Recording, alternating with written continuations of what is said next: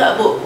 Mereka khawatir karena yang menjadi peserta itu adalah petinggi mahasiswa dari tingkat BEM universitas sampai ke prodi melalui AMJ.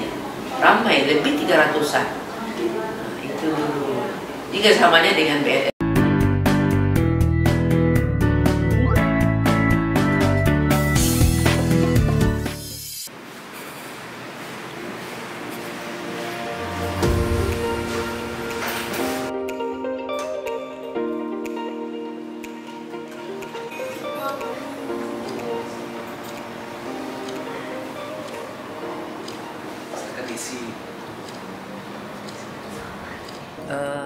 Assalamualaikum warahmatullahi wabarakatuh, saudara sekalian. Ibu Dr. Yanmi Syukur MPD Kons, Kepala Unit Pelaksana Teknis Pelayanan Bimbingan dan Konseling UNP. UPTBK ini sebetulnya sudah lama, sejak tahun 1985. Waktu itu SK Rektor IKIP Padang. Alhamdulillah UPT ini memberikan pelayanan bimbingan dan konseling kepada seluruh mahasiswa UNP, dosen UNP juga, dan tenaga teknik serta masyarakat. Pelayanan diberikan itu ada yang dalam bentuk pelayanan perorangan, pelayanan kelompok, pelayanan klasikal. Jadi ada yang datang sendiri ke sini, ada juga yang di referral. Ini gimana Bu? Nah, secara khusus nggak ada. Mahasiswa yang ingin untuk mengembangkan dirinya secara lebih dinamis, ya, mahasiswa yang ingin untuk mengembangkan dirinya secara lebih efektif, boleh datang langsung ke UPT Pelayanan BK pada jam-jam dan hari kerja. Setiap hari dari hari Senin sampai hari Jumat, pukul 8 sampai pukul 15.30. Paling latnya sampai 16.30. Khususnya boleh membawa surat dari dosen PA, boleh membawa surat dari kepala departemen, atau membawa surat dari dekan, dan tidak perlu membawa KTP. Ya, tapi kalau sudah menjadi mahasiswa UNP, dan kalau misalnya kami bertanya, Anda mahasiswa apa? Mahasiswa UNP Bu, ada kartunya? Ada Bu. Nah, itu sudah bisa diberi pelayanan di UPT Pelayanan BK.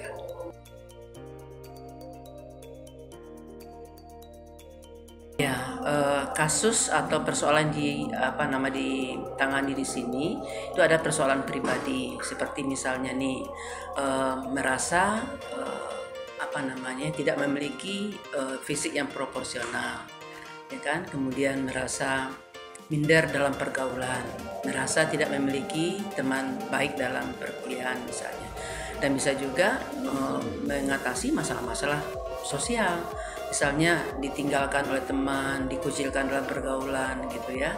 Nah, itu bisa ditangani dalam pelayanan UPT Pelayanan BK. Kemudian juga bisa menangani masalah belajar, misalnya tidak tahu cara belajar efektif, sudah lama belum tamat juga kuliah, memiliki IP yang sedikit dan tidak memenuhi syarat misalnya. Kemudian tidak tahu bagaimana cara belajar yang lebih efektif, itu bisa ditangani di sini. Kemudian juga mahasiswa-mahasiswa yang ragu dengan pilihan jurusan yang telah ia berada di dalamnya, mahasiswa juga boleh mengkonsultasikan dengan konselor di UPT Pelayanan BK. Misalnya, dia sudah belajar di pendidikan matematik, tapi dia merasa tidak di jurusan yang tepat. Nah, kemudian dia berdiskusi di sini, tahu nanti konselor bisa mengokohkan, menguatkan, mencari tahu kenapa ia merasa tidak di jurusan yang tepat. Dan itu ada sesuatu yang ada di dirinya yang barangkali tidak relevan dengan jurusan itu. Nah, itu bisa dibahas di sini. Ataupun mahasiswa bisa mendiskusikan, Bu, saya adalah korban dari orang tua yang bercerai misalnya, atau orang tua saya di rumah atau kami di rumah sering bertengkar, jadi tidak ada harmonisasi dalam keluarga kami, Bu. Itu bisa dibahas di sini dengan konselor-konselor yang cocok dan sesuai gitu. Ya, orang kalau merasa ingin berkembang, ingin maju, dia tidak akan mengatakan dalam dirinya, ini privasi saya terbongkar apa tidak. Karena di sini sebetulnya bimbingan dan konseling itu memegang azas kerahasiaan. Jadi masalah-masalah yang dibahas ini tidak akan diumbar ke orang lain. Jadi kalau Anda bertanya misalnya masalah apa aja Bu, kan tadi Bu menyebutnya masalah umum. Dan akan Ibu katakan, oh si Anu dari jurusan itu, departemen atau fakultas itu tuh masalahnya nggak akan disampaikan. Insya Allah, Alhamdulillah ini selama ini seperti itu ketika kami bekerja dengan di bimbingan dan konseling, karena pekerjaannya dilakukan oleh tenaga profesional. Kemudian ini Bu, Yeah. Selain juga mahasiswa aktif, itu apakah juga melayani mahasiswa S2 UNP? Iya, mahasiswa S2, mahasiswa S3, pendidikan profesi dilayani di sini. Karena UPT Plan BK ini untuk seluruh mahasiswa UNP yang sekarang itu sekitar 46.000. Nah, hanya saja kami memang tidak mampu sesegeranya menjangkau keseluruhan itu. Anda bisa bayangkan mahasiswa yang 46.000 dengan konselor hanya 33 orang, dan konselor itu juga sedang mengajar di S1, di S2, S3, pendidikan profesi. Nah, Anda bisa bayangkan betapa harus pintar-pintarnya konselor itu untuk membagi waktu. Jadi konselor itu sudah kita diskusikan dengan beliau kapan beliau akan piket konselor. Nah, nanti akan dikonfirm ke mahasiswa, kamu hari ini pelayanan mau enggak dengan konselor ini? Kalau iya, kita coba hubungkan. Nah, seperti itu kita memberikan pelayanan. Kalau untuk alumni ada kok? Alumni itu termasuk berarti Civitas Akademika ya, ada pelayanannya. Jadi untuk alumni bisa juga kok? Bisa juga, tapi nanti juga akan dilihat proporsinya. Kalau banyak di porsi alumni, nanti yang internal, yang aktif kurang terlayani. Ada, tapi ada memang pelayanan alumni. Dia alumni, mahasiswa, dosen, tendik, dan masyarakat.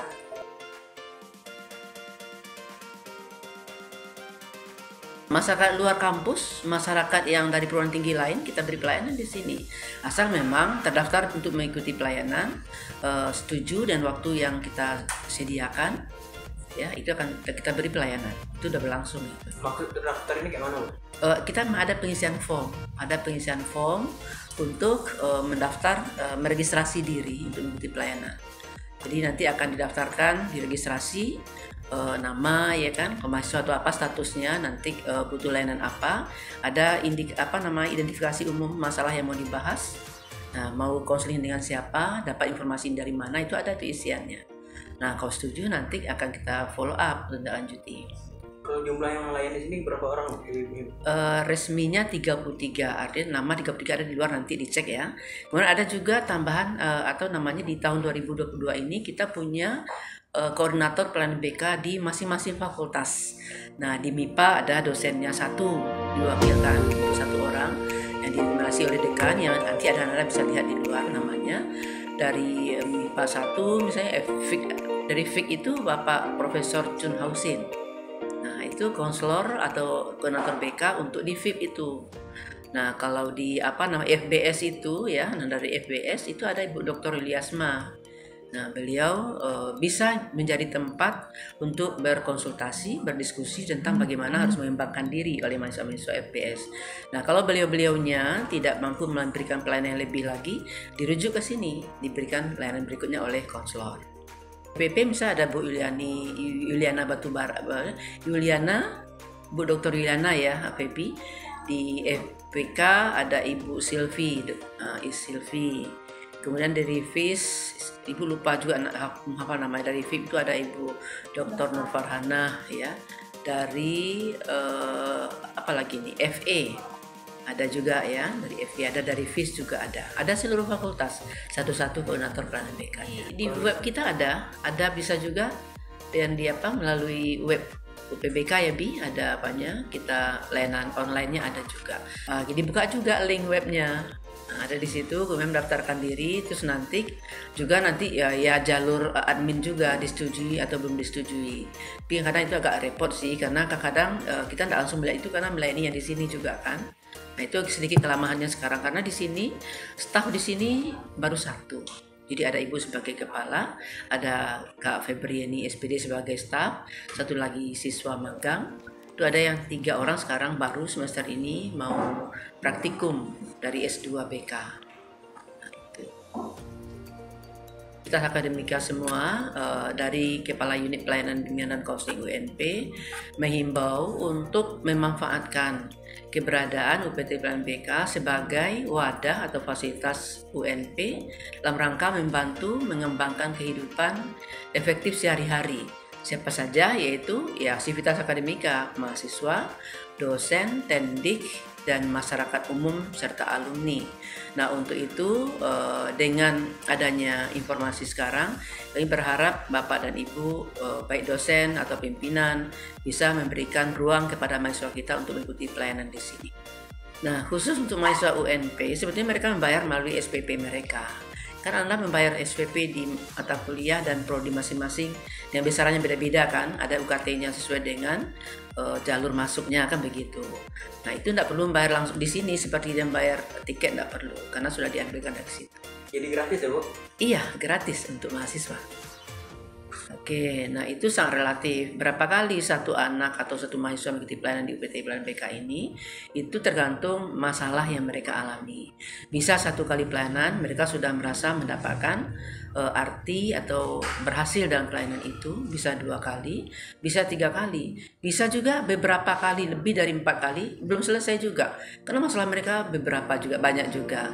Dan tergantung lagi ketika mereka tidak melakukan dari apa yang kami diskusikan atau konsultasikan atau konselingkan dalam proses ini, mereka ada kerjakan di luar proses konseling, mereka kan belum selesai juga masalahnya.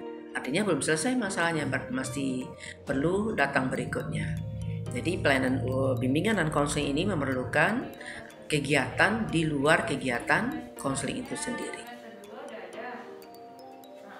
Nah, untuk masyarakat luar kita memang tidak mungkin free seperti mahasiswa tadi di gratis bayarannya. Mungkin ada masyarakat luar yang adalah orang tua mahasiswa yang dia mendiskusikan masalah anaknya, itu mereka tidak membayar.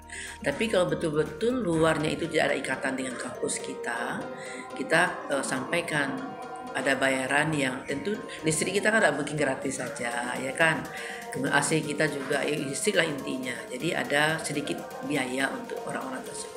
Tapi sebanyak ini beliau menyanggupi. Ada juga nih masyarakat yang sudah mendapat pelayanan dari sini, mereka nggak punya dana. Dan nanti dia akan ada juga yang mengatakan, maaf ya Pak, saya tidak punya biaya untuk itu.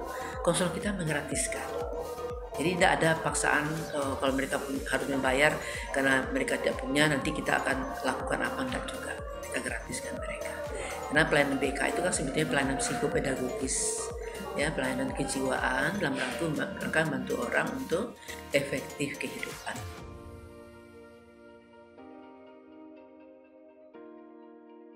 Sama yang sekarang nih dari 2021-2022 dengan BNN Provinsi. Nah, kerjasama kita dalam rangka bagaimana kita mahasiswa UNP sendiri menjadi penggiat UNP bersinar. Jadi penggiat UNP bersih narkoba. Nah, kita kerjasama dari November 2021. Waktu itu kita webinar kepada yang pesertanya adalah aktivis UNP, mahasiswa aktivis. Nah, maka tadi Ibu katakan, kok Ganto tidak hadir ya di acara kita melaksanakan webinar tentang bagaimana menjadi penggiat UNP bersinar. Itu pertama kali itu November 2021. Nah, pematerinya dari Polda, dari BNN Provinsi dan dari WD3 FPP ya Bi. Nah, itu kita dalam webinar.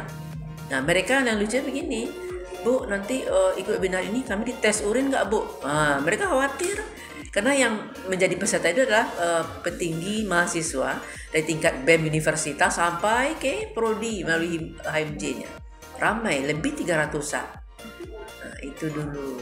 Jadi kerjasamanya dengan BNN Provinsi, dengan BKKBN, ya, kemudian dengan yang sebelumnya ada juga dengan Polda ya kan, kemudian dengan BKSDM ya, BPSDM ya Bi, terus apa lagi tuh dengan Kemenak ya, karena kan mahasiswa ini kan harus dipersiapkan nih bagaimana menyongsong masa pernikahan. Nah, Ibu juga memberikan seminar tentang bagaimana menyiapkan diri menghadapi kehidupan berkeluarga. Nah, ada itu.